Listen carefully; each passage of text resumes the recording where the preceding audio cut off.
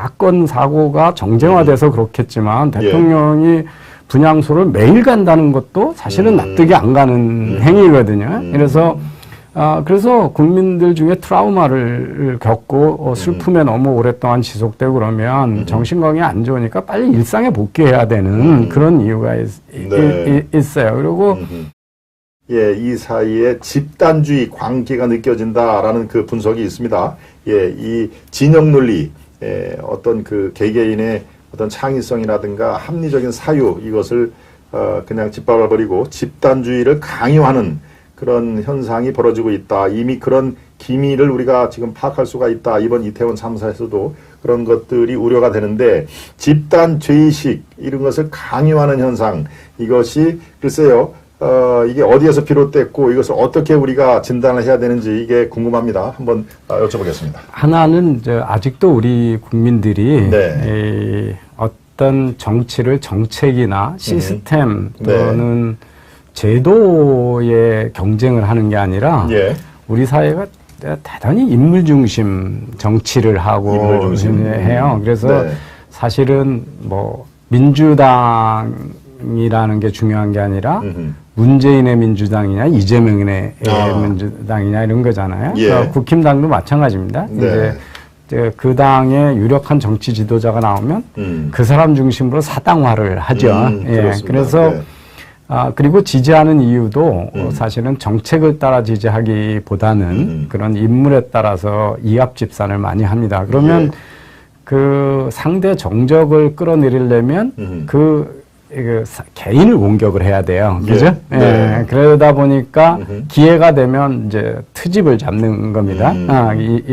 인물의 진정성이라든지 도덕성 공격이 주가 되죠. 그래서 지난 대선도 사실은 정책 대결은 거의 없고 그 부인들의 부적절한 행동이라든지 또는 이 개인의 도덕성 경쟁을 했잖아요. 이런 것 때문에 이제 우리가 그 어떤 기회만 되면 상대방의 인격 살인을 하고 도덕적 공격을 하는 것들이 좀 일반화되는 것 같아요. 그 다음에 이제 다르게 행동하고 다른 선택을 하는 거에 대해서 잘 용인을 안 하죠. 그래서 사실은 뭐 뚜렷한 이유도 없어요. 요즘에 뭐 슬픈 기간이고 애도를 해야 되고 또 우리가 왜 이런 사고가 계속 나나 물론 자기 반성이나 어떤 그런 걸 해야 되는 때지만 5,200만이 사는데 어떤 사람은 결혼을 하고 어떤 사람은 생일을 맞고 어떤 사람은 뭐 아프다가 낫기도 하고 좋은 일도 있고 나쁜 일도 있고 많은 일이 있잖아요. 그런데 어떤 사람이 죽었다고 해서 그 기간 동안에 술도 먹으면 안 되고 골프도 치면 안 되고 또 특히 지도적 위치에 있는 공직자들이 뭐 술병이 있는 사진만 찍혀도 그냥 그만둬라 이러면서 막 어떤 다 아주 슬픔에 젖어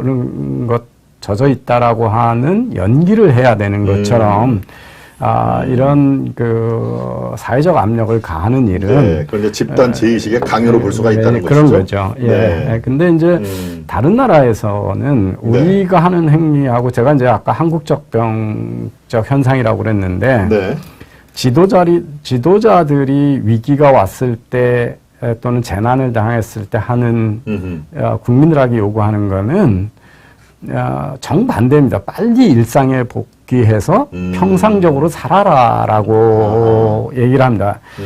그 이유는 여러 가지가 있어요. 하나는 뭐냐면 지금처럼 술도 먹지 말고 골프도 치지 말고 모든 행사 다 취소하라 그러면 간접적 경제적 피해를 보는 사람이 너무 많이 생기죠. 그러니까 뭐 공연하려고 했던 연예인도 연기자도 마찬가지고 행사 준비했던 사람도 그죠.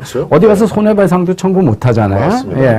그다음에 그 식당이고 골프장이고 술집이고 다 그건 어떤 사람한테는 그게 밥그릇이거든요.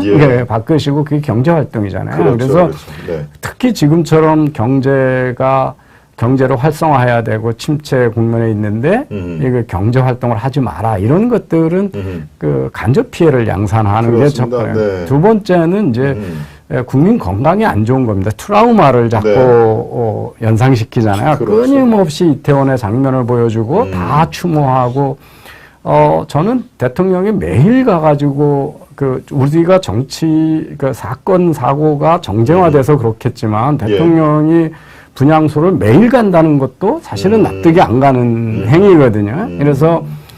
그래서 국민들 중에 트라우마를 겪고 슬픔에 너무 오랫동안 지속되고 그러면 정신건강이 안 좋으니까 빨리 일상에 복귀해야 되는 그런 이유가 있어요. 그리고 세 번째는 만약에 이런 재난이 그냥 이런 사고가 아니라 테러리스트나 사회 혼란을 의도하는 북한이나 뭐 이런 데서 일으켰다고 생각해 보세요. 그런데 그러면 그들 의도대로 사회가 분열되고 경제활동도 안 하고 전부 우울해 있으면 그들의 의도에 말리는 게 되죠. 그래서 그럴수록 일상에 빨리 복구해야 되는 거거든요.